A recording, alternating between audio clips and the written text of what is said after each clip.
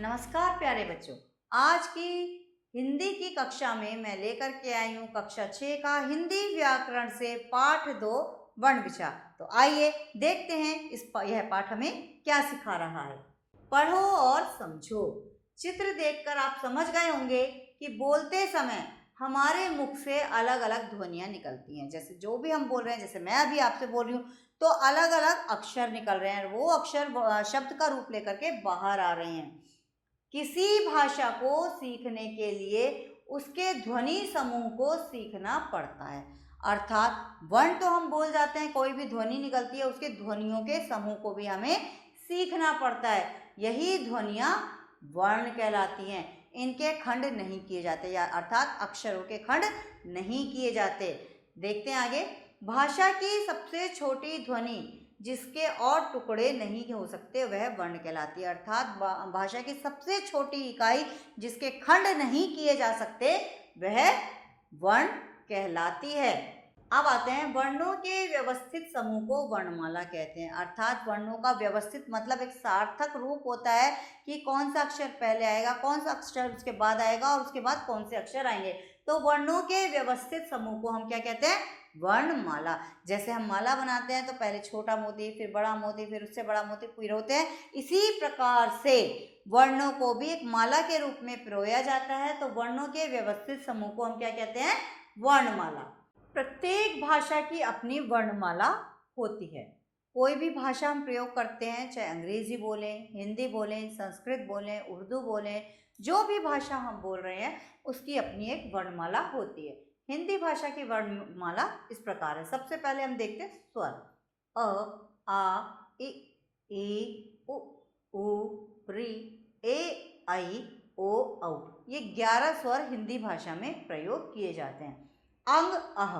अंग जो होता है ये अनुस्वार होता है, जो कि अंग की बिंदी का कार्य करता है। और दूसरा है विसर्ग, अह।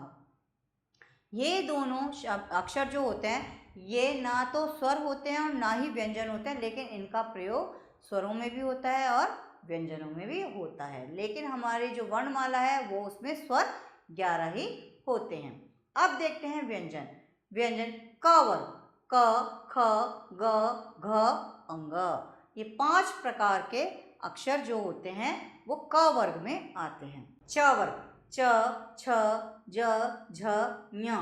ट वर्ग, ट, ठ, ड, ढ, ण।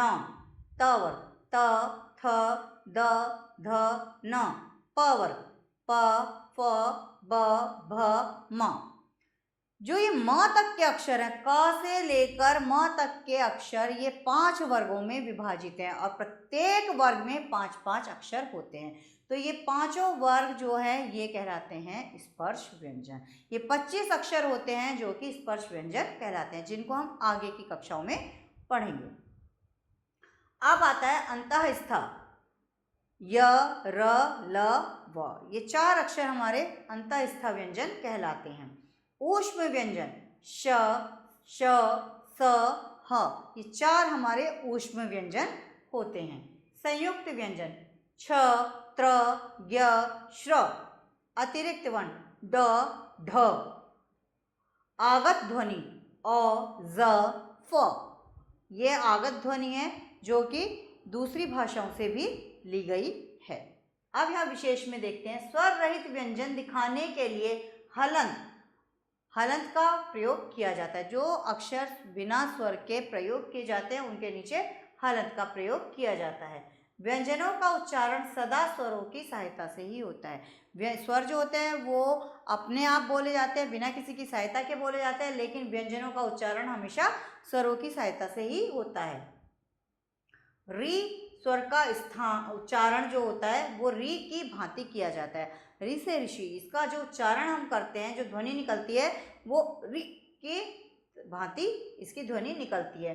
ड और ढ से शब्द आरंभ नहीं होते, इन 2 अक्षरों से शब्द प्रारंभ नहीं होते हैं। नुक्ता का प्रयोग अरबी फारसी शब्दों में किया जाता है। नुक्ता क्या होता है? ये देखिए, नीचे ज के नीचे बिंदी, फ के नीचे बिंदी, इसको हम क्या कहते हैं? नुक्ता। अब आते हैं हम वर्णों के भेदों पर। उच्चारण एवं प्रयोग के आधार पर हिंदी वर्णमाला में वर्ण के 2 भेद होते हैं। वर्ण के कितने भेद होते हैं? 2 भेद। कौन कौन से? स्वर और व्यंजन। कौन कौन से भेद हैं? स्वर और व्यंजन। तो सबसे पहले हम देखते हैं स्वर क्या होता है। बिना किसी बाधा के स्वतंत्र रूप से बोले जाने वाले वर्ण स्वर कहलाते हैं। हिंदी में स्वरों की संख्या 11 है, जैसा कि मैंने अभी आपको बताया है पिछले पृष्ठ पर कि हिंदी में स्वरों की संख्या 11 है। वो कौन कौन से स्वर है? अ, आ, ई, उ, री, ए, ऐ, ओ, औ, ये 11 स्वर हैं। अब इन स्वरों के भी भेद होते हैं कि कौन सा स्वर किस स्थान पर है। स्वर के 3 भेद होते हैं। पहला है ह्रस्व स्वर, दूसरा है दीर्घ स्वर और तीसरा है प्लुत स्वर। तो ह्रस्व स्वर में आपके आता है अ, ई, उ और री। दीर्घ में आता है आ, ई, उ, ए, ऐ, ओ, औ। अब प्लुत स्वर का निशान ये होता है। अब सबसे पहले हम ह्रस्व स्वर को जानते हैं कि इसमें क्या होता है।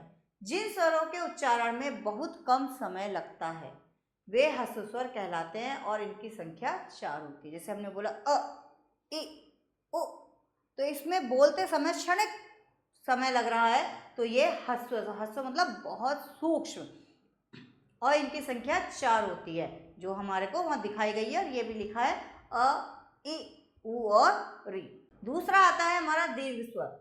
जिन स्वरों के उच्चारण में ह्रस्व स्वर से दुगना समय लगता है, अर्थात डबल समय लगता है, वे दीर्घ स्वर कहलाते हैं। ये संख्या में 7 होते हैं। जब हम इन स्वरों का उच्चारण करते हैं तो थोड़ा सा मुंह से जो ध्वनि निकलती है वो खींच करके निकलती है। जैसे आ, ई, उ, ए, ऐ।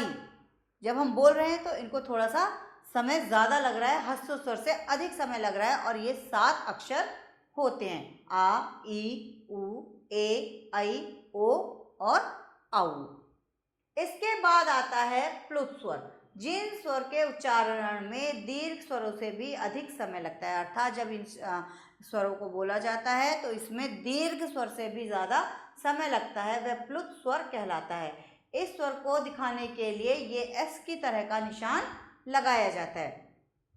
और अधिकतर ये प्लुत स्वर हमें हमारे जो है मंत्रों में इसका हमें ज़्यादा उच्चारण देखने के लिए मिलता है। आप कोई मंत्र पढ़ेंगे, आप यज्ञ करेंगे, हवन करेंगे, तो वो जो पुस्तक होती है उसमें इन शब्दों का प्रयोग ज़्यादा होता है। प्लुत स्वर का जो प्रयोग है वो इन पुस्तकों में आपको ज़्यादा मिलेगा। जैसे ओम, हे राम, गंगा, सुनो। जब हम इन शब्दों का प्रयोग करते हैं तो ये जो है प्लुत स्वर के द्वारा ही किया जाता है।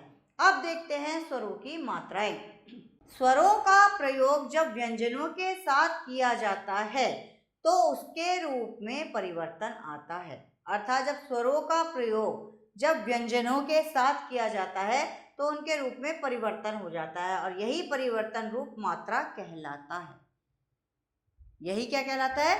मात्रा कहलाता है। अ को छोड़कर सभी स्वरों की मात्राएं होती हैं।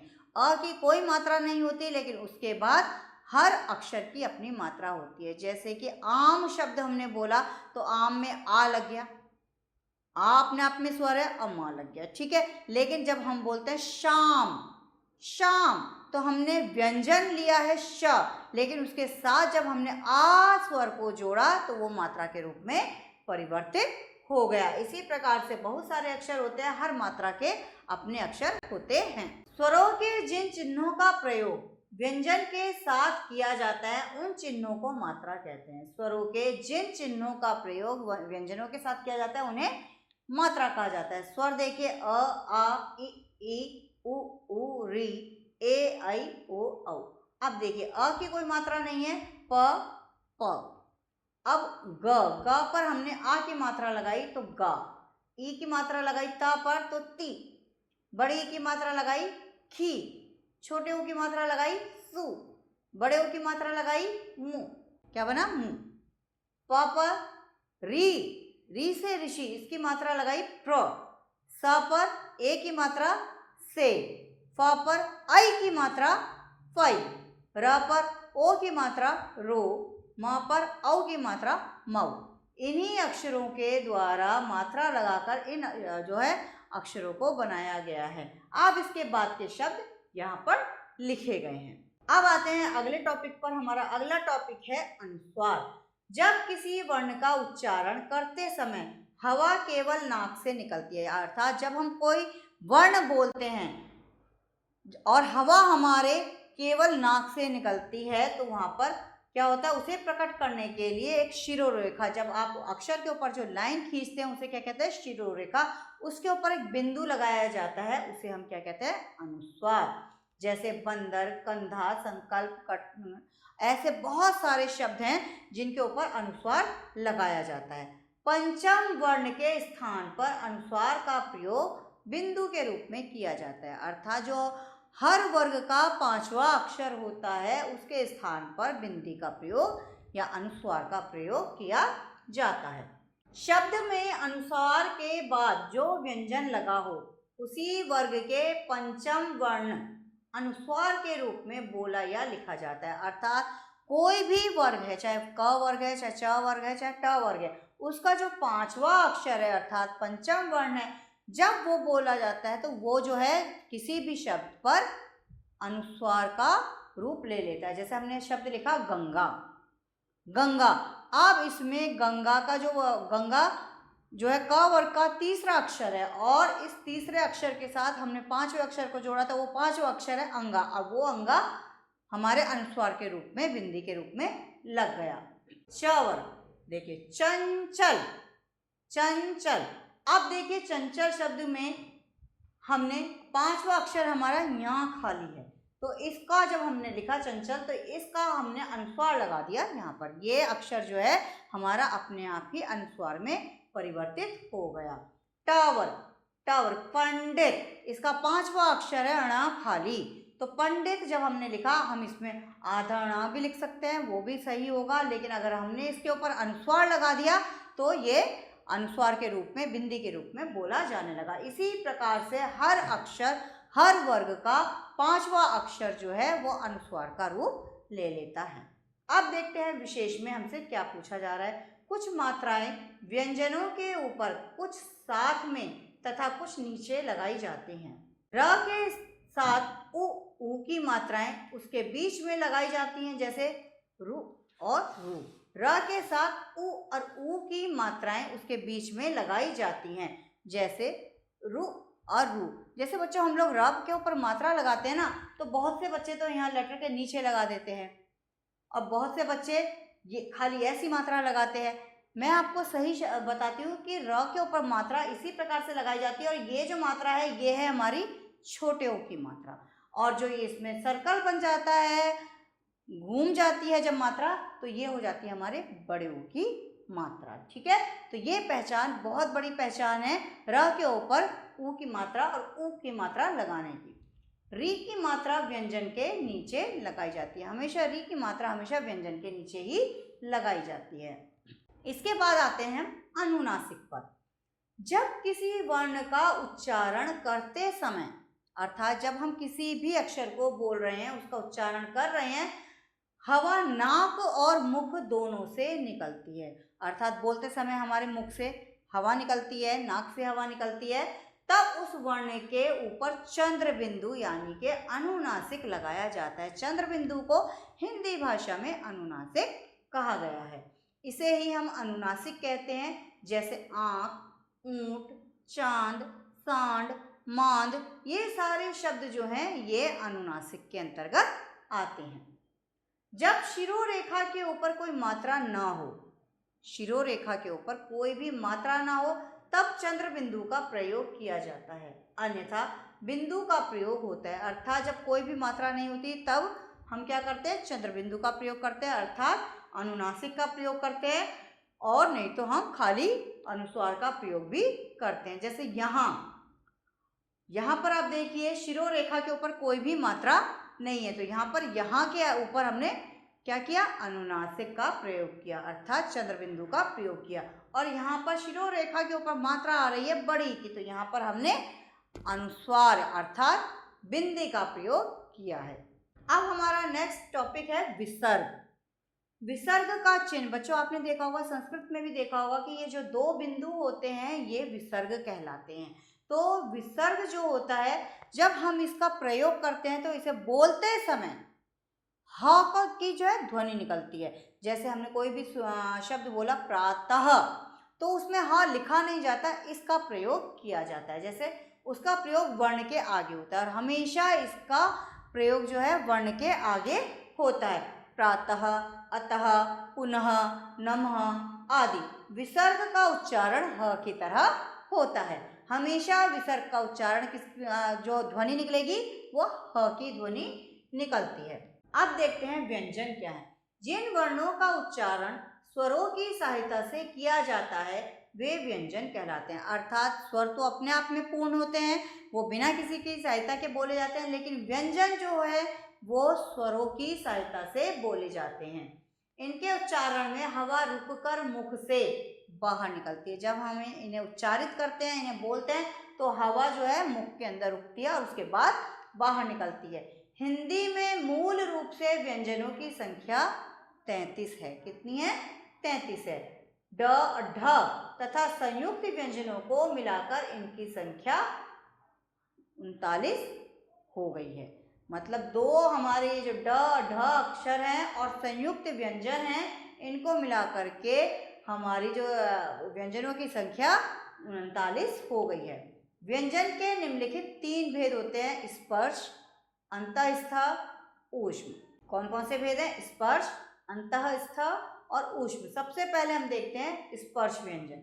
जिन व्यंजनों का उच्चारण करते समय जीभ मुख के अलग अलग स्थानों को स्पर्श करती है वे स्पर्श व्यंजन कहलाते हैं। अर्थात जब हम बोलते हैं तो जो हमारी जीभ है वो मुंह के अंदर ही अंदर घूमती रहती है, हर प्रत्येक कहीं ना कहीं वो टच होती है, तो उसको हम कहते हैं स्पर्श, यानी कि वो कहीं ना कहीं किसी ना किसी भाग को स्पर्श कर रही है, छू रही है। क से म तक 25 व्यंजन स्पर्श व्यंजन कहलाते हैं। अर्थात क से म तक के हर वर्ग का 5 अक्षर होते हैं और जो क से म तक के हैं वो 5 वर्ग हैं और हर अक्षर जो वर्ग में 5 अक्षर होते हैं, तो 25 जो व्यंजन हैं वो स्पर्श व्यंजन कहलाते हैं। इन्हें 5 वर्गों में बांटा गया है। प्रत्येक वर्ग का नाम उस वर्ग के पहले वर्ण के आधार पर रखा गया, जैसे क वर्ग, च वर्ग, ट वर्ग, त वर्ग। इनका जो नाम रखा गया है उस वर्ग के पहले अक्षर के अनुरूप रखा गया है। प्रत्येक वर्ग के अंतिम वर्ण को पंचम वर्ण कहते हैं। जो भी इसका आखिरी अक्षर होता है हर वर्ग का, उसको हम क्या कहते हैं? पंचम वर्ण। अब आते हैं अंतःस्थ व्यंजन पर। इनके उच्चारण में वायु का अवरोध बहुत कम समय के लिए होता है। जिन व्यंजनों के उच्चारण में जीभ मुख के किसी भी भाग को पूरी तरह स्पर्श नहीं करती वे अंतःस्थ व्यंजन कहलाते हैं। इनकी संख्या 4 है: य, र, ल तथा व। ये इनकी संख्या 4 होती है, य, र, ल तथा व, क्योंकि जब हम इन अक्षरों को बोलते हैं तो हमारी जीभ पूरी तरीके से कहीं भी स्पर्श नहीं करती, कहीं कहीं हल्की सी टच होती है, कहीं नहीं भी होती है। तो यहाँ पर इनकी संख्या 4 है। आप जब इन अक्षरों को बोल करके देखेंगे तो आपको स्वयं ही ये बातें समझ में आ जाएंगी। अब आते हैं हम ऊष्म व्यंजन। ऊष्म जैसा कि नाम से ही पता है, ऊष्म मतलब गर्म।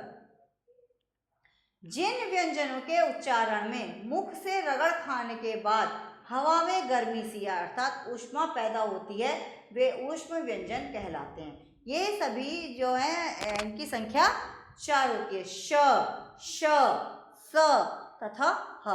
जब आप इन अक्षरों को बोल करके देखेंगे, मुंह के आगे हाथ लगाएंगे तो आपको हाथ पर गर्म हवा का स्पर्श होगा, तो इसलिए इन अक्षरों को हमने क्या कहा है? ऊष्म व्यंजन। अब आते हैं संयुक्त व्यंजन पर।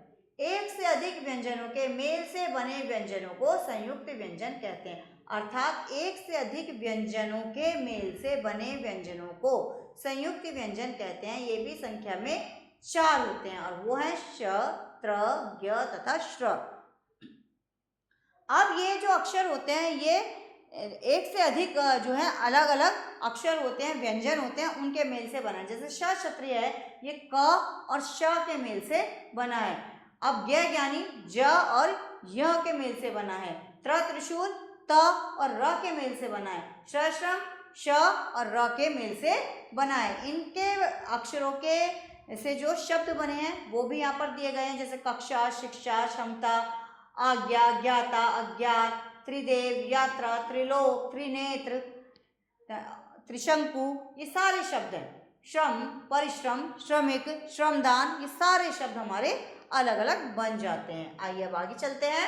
द्वित्व व्यंजन, यहाँ तो हमने संयुक्त व्यंजन पढ़ा था। संयुक्त व्यंजन तो दो व्यंजनों के मेल से बनते हैं, अर्थात कोई से भी दो व्यंजन है उनके मेल से अलग अलग व्यंजन भी हो जाते हैं। द्वित्व व्यंजन जब स्वर रहित व्यंजन का मेल समान स्वर सहित व्यंजन से होता है, अर्थात जब स्वर रहित व्यंजन, स्वर के बिना जो व्यंजन है और एक स्वर के साथ व्यंजन है, जब इन दोनों के मेल से किसी भी अक्षर का निर्माण होता है तो वह द्वित्व व्यंजन कहलाता है। जैसे त, आधा त और पूरा त। तो पहला जो आधा त है वो है स्वर रहित और दूसरा जो पूरा त है वो है स्वर सहित। तो इन दोनों के मेल से हमारा शब्द बना पत्ता। क्या बना? पत्ता। गद्दा, गुब्बारा, कच्चा, पक्का, अम्मा, चम्मच, ऐसे सैकड़ों शब्द हैं जो द्वित्व व्यंजनों द्वारा बनाए जाते हैं। अब आता है संयुक्ताक्षर। जब स्वर रहित व्यंजन का मेल, जब स्वर रहित व्यंजन का मेल अपने से अलग स्वर सहित व्यंजन से होता है तब वह संयुक्ताक्षर कहलाता है। अर्थात जब स्वर रहित व्यंजन है और उसका मेल अपने से अलग ही किसी ऐसे स्वर सहित व्यंजन से होता है तो वो संयुक्ताक्षर कहलाता है। जैसे देखिए द, द और य, ये दोनों अलग अलग, पहला जो है वो है स्वर रहित, द जो है वो है स्वर रहित और दूसरा है हमारा य, वो है स्वर सहित और दोनों अक्षर अलग अलग हैं। जैसे द्य, इन दोनों को के मेल से क्या शब्द बना है? द्य। और विद्या, उद्यान, विद्यालय, इन शब्दों का निर्माण इन्हीं अक्षरों के द्वारा होता है। नाम, नम, जन्म, जन्म दिवस, तो ये इन्हीं शब्दों के द्वारा ये शब्द बनाए जाते हैं। अब आता है हम र के विभिन्न रूप। हमारे र के विभिन्न रूप कौन कौन से हैं? र व्यंजन का प्रयोग उसके मूल रूप में तथा अन्य व्यंजनों के साथ संयोग करने पर मात्रा के रूप में भी किया जाता है।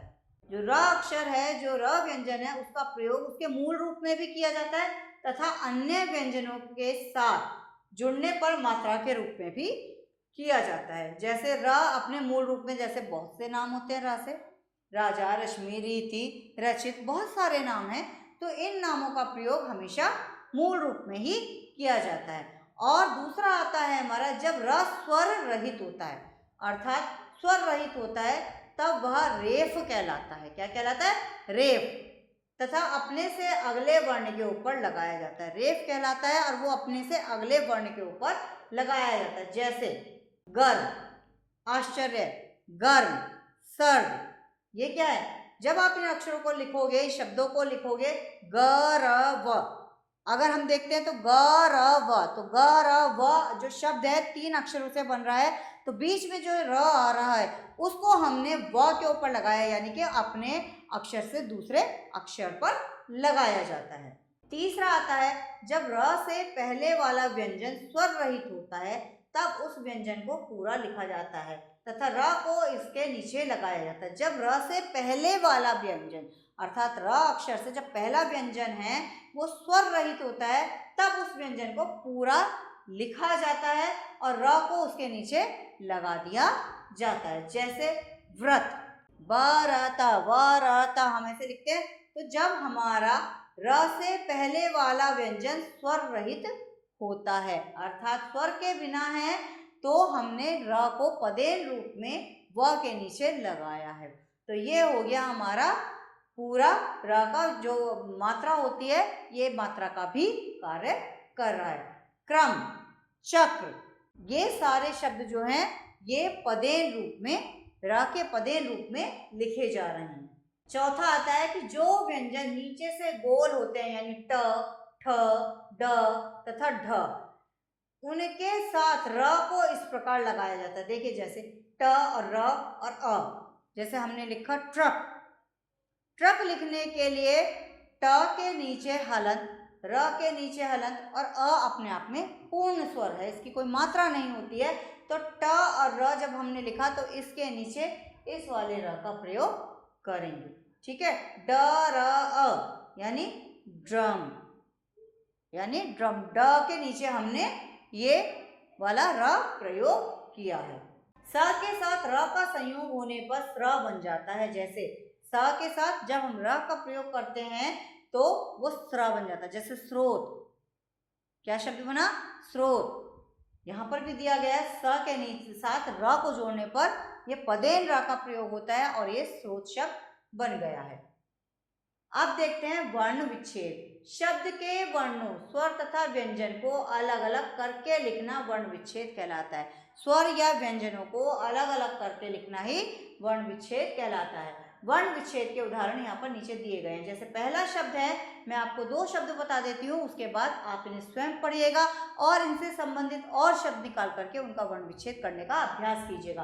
परम, परम, तो ये सारे अक्षर जो हैं ये स्वर रहित है। जैसे प के नीचे हलंत लगाए, ये स्वर रहित है तो हमने अ को जोड़ा। र, ये स्वर रहित है, हमने अ को जोड़ा।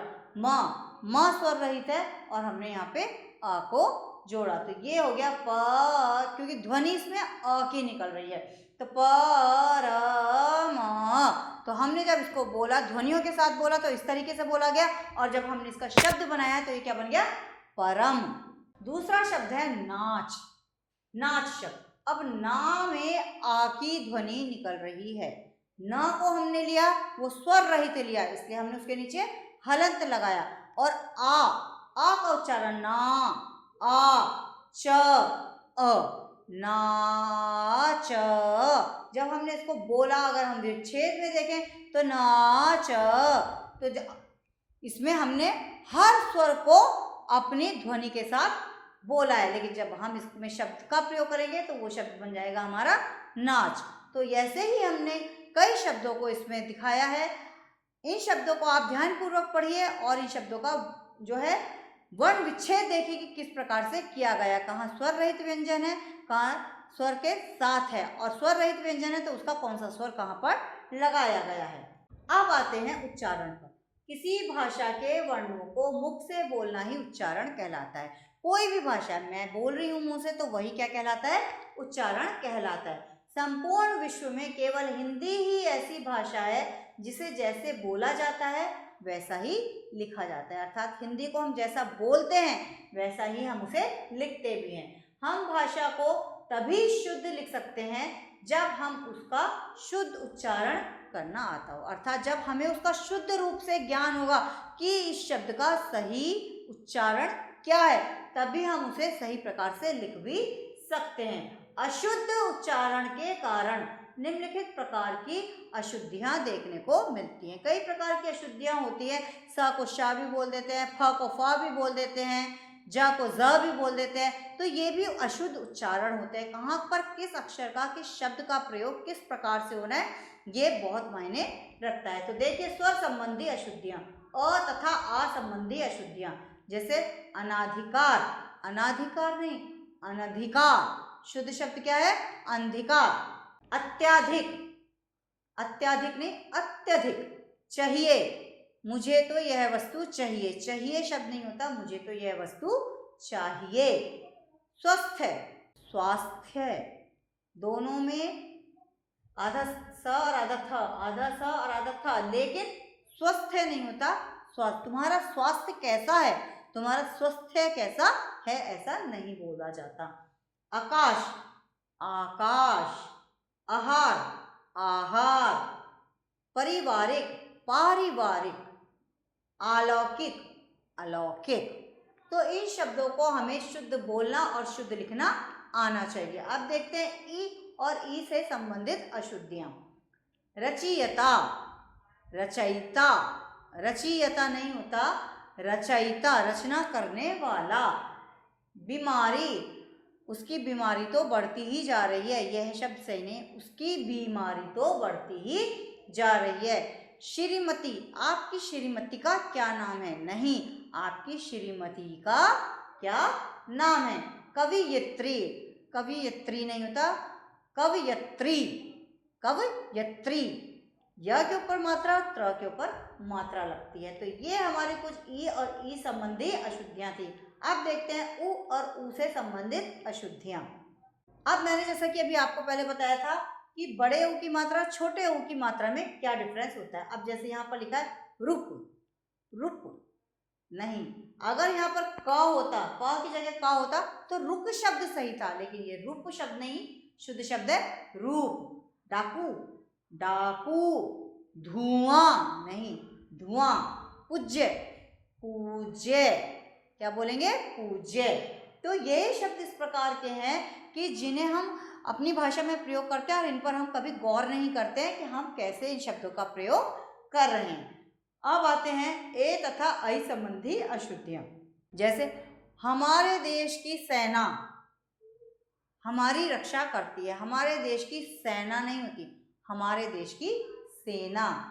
ऐनक, ऐनक। क्या होता है? ऐनक। ये शुद्ध शब्द होते हैं।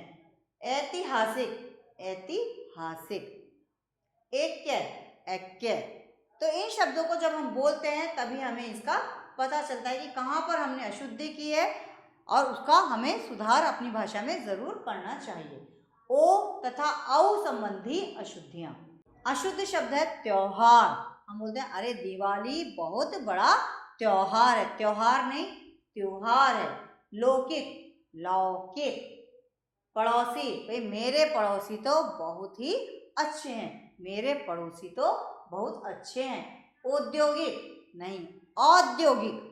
अब आते हैं ण और न संबंधी अशुद्धियां। इनमें भी हम लोग बहुत अशुद्धियां करते हैं, तो बच्चों इन्हें बहुत ध्यान से आप पढ़िएगा। क्षण, क्षण नहीं क्षण। किरण, किरण। प्रणाम, प्रणाम। वीणा, वीणा। ये न और ण संबंधी अशुद्धियां हैं। ड, ढ, ड, ढ संबंधी अशुद्धियां देखिए। पढ़ाई, पढ़ाई नहीं होता, शब्द है पढ़ाई। टेढ़ा, टेढ़ा। बढ़ाई, बढ़ाई। बढ़ई शब्द है तो सही है, बढ़ाई शब्द नहीं होता, बढ़ाई। पढ़ाई और पढ़ाई में बहुत बच्चे बहुत ज्यादा गलतियां करते हैं। मेंढक, जबकि शुद्ध है मेढक। मेढक, ए की आवाज नहीं आएगी और मेढक।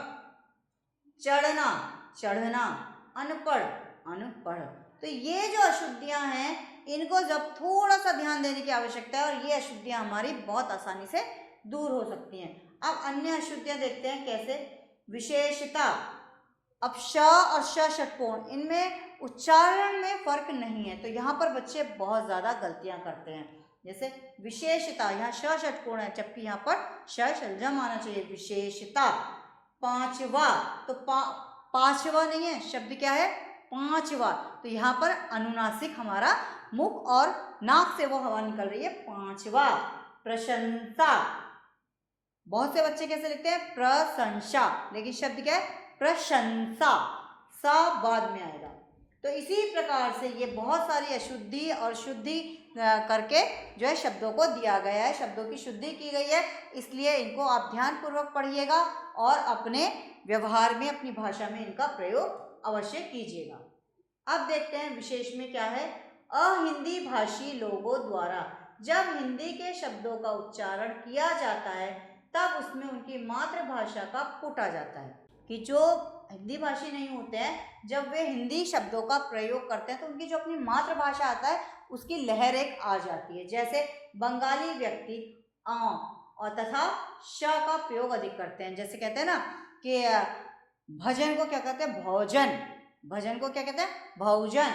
तो भजन। श, कोई भी अक्षर अगर वहां पे कोई भी शब्द बोल रहे हैं तो उसमें स की जगह वो श का प्रयोग ज्यादा करते हैं। जैसे सुजय को सुजाव, व सौरभ को सौरभ बोलते हैं।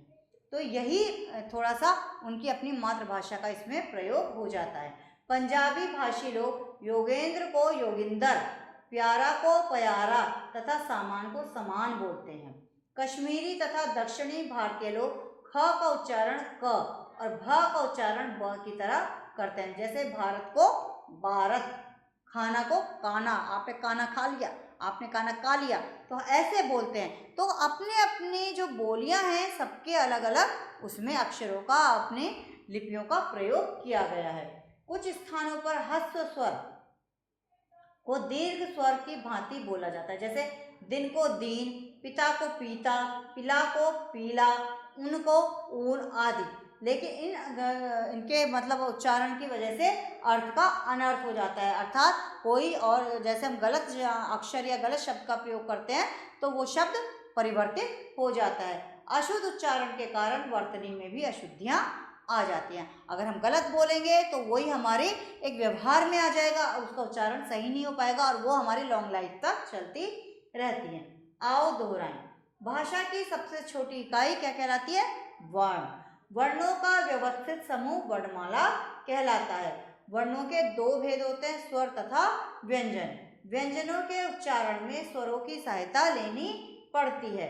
वर्णों को अलग अलग करके लिखना ही वर्ण विच्छेद कहलाता है। अब देखते हैं कि इस पाठ में हमने क्या क्या बातें सीखी हैं। तो पहले देखते हैं, जरा बताओ तो वर्ण किसे कहते हैं? किसे कहते हैं? मुख से निकली हुई ध्वनि का लिखित रूप ही वर्ण कहलाता है। स्वर तथा व्यंजन में अंतर स्पष्ट करो। तो स्वर क्या होते हैं? स्वर अपने आप में स्वतंत्र होते हैं, वो बिना किसी की सहायता से बोले और लिखे जाते हैं। लेकिन व्यंजन जो है वो स्वरों की सहायता से बोले और लिखे जाते हैं। संयुक्ताक्षर व द्वित व्यंजन में अंतर स्पष्ट करो। तो संयुक्ताक्षर होते हैं बेटा वो अक्षर होते हैं कि जब कोई स्वर रहित व्यंजन किसी दूसरे स्वर सहित अक्षर के साथ जुड़ करके मेल से बनता है तो वो हमारे संयुक्ताक्षर कहलाते हैं। और द्वित व्यंजन जो होते हैं वो ये होते हैं कि जो पहला हमारा अक्षर होता है वो स्वर रहित होता है और दूसरा जो उसी के समान स्वर सहित वाला अक्षर द्वित व्यंजन कहलाता है। वर्ण विच्छेद किसे कहते हैं? शब्दों से स्वर या व्यंजनों को अलग करना ही वर्ण विच्छेद कहलाता है। अब देखते हैं, आओ अब लिखें इसमें हम क्या क्या रिक्त स्थानों में भरेंगे। वर्णों के व्यवस्थित समूह को क्या कहते हैं? वर्णमाला कहते हैं। व्यंजनों का उच्चारण सदा दीर्घ स्वरों की कुल संख्या 7 है। अस्वर की कोई मात्रा नहीं होती। वर्णों को मुख से बोलना ध्वनि कहलाता है। वर्णों के दो भेद होते हैं, स्वर और व्यंजन। प्लुत स्वर के उच्चारण में दीर्घ स्वर से भी अधिक समय लगता है। र के विभिन्न रूपों का प्रयोग करते हुए 4-4 शब्द लिखिए। तो यहाँ पर मैं आपको कुछ शब्द बताऊंगी, हर अक्षर के 2-2 शब्द मैं यहाँ पर लिखा रही हूँ और बाकी शब्दों का निर्माण आप खुद करके देखिएगा, उसका अभ्यास कीजिएगा। तो पहला अक्षर है हमारा र, जो कि हमारा मूल रूप में है। इसमें आप र से कोई भी नाम व्यक्ति का हो, चाहे किसी स्थान का हो या किसी वस्तु का हो, उस नाम को यहाँ अंकित कर सकते हैं। दूसरा आता है हमारा रेफ। रेफ वाले में हम लोग देखते हैं कि हम कैसे कैसे शब्दों को लिख सकते हैं। जैसे मैंने यहाँ पे लिख दिया कर्ण। इसके बाद हमने एक शब्द और लिखा सर्व। ये 2 शब्द मैंने लिखे। अब तीसरा, चौथा, पांचवा कई शब्द हैं जो आप खुद बना सकते हैं। इसके बाद हमारा आता है पदेन। पदेन में न जो ये र है इसको हम अक्षर के नीचे लिखते हैं, जैसे कि यहाँ पर आ गया क्रम, भ्रम। इन शब्दों का प्रयोग हम यहाँ पे इस प्रकार से कर सकते हैं।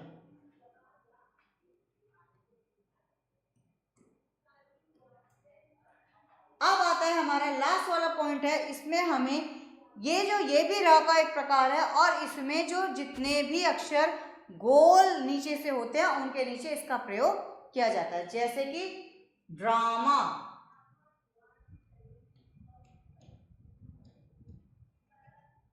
ट्रैक्टर,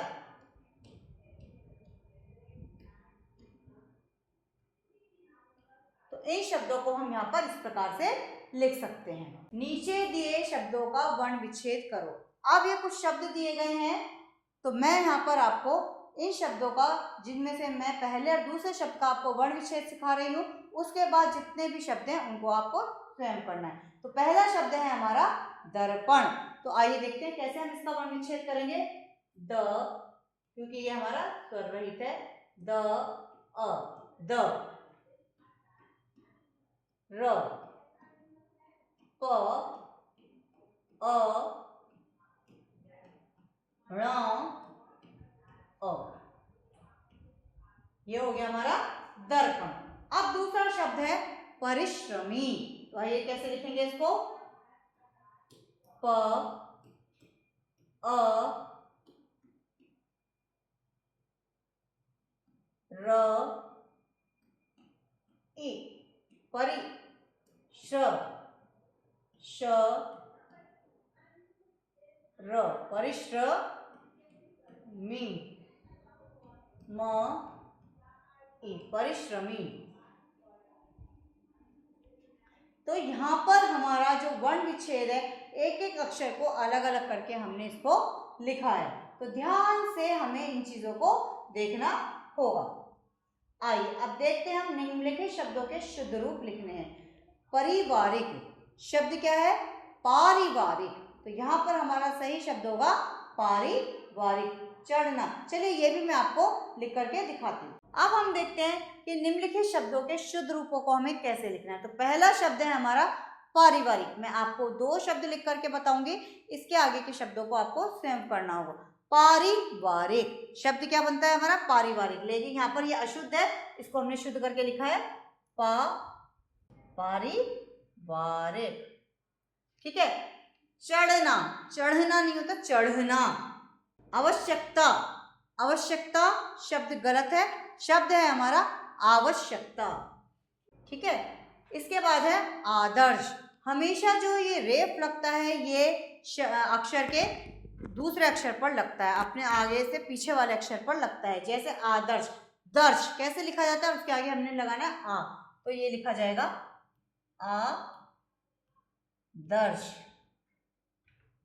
तो ये कुछ शब्द मैंने आपको सही करके लिखने सिखाए हैं, इसी प्रकार से इन शब्दों को आप सही करके लिखेंगे। आगे देखते हैं, नीचे दिए गए संयुक्त अक्षरों तथा संयुक्त व्यंजनों से 2-2 शब्द बनाओ।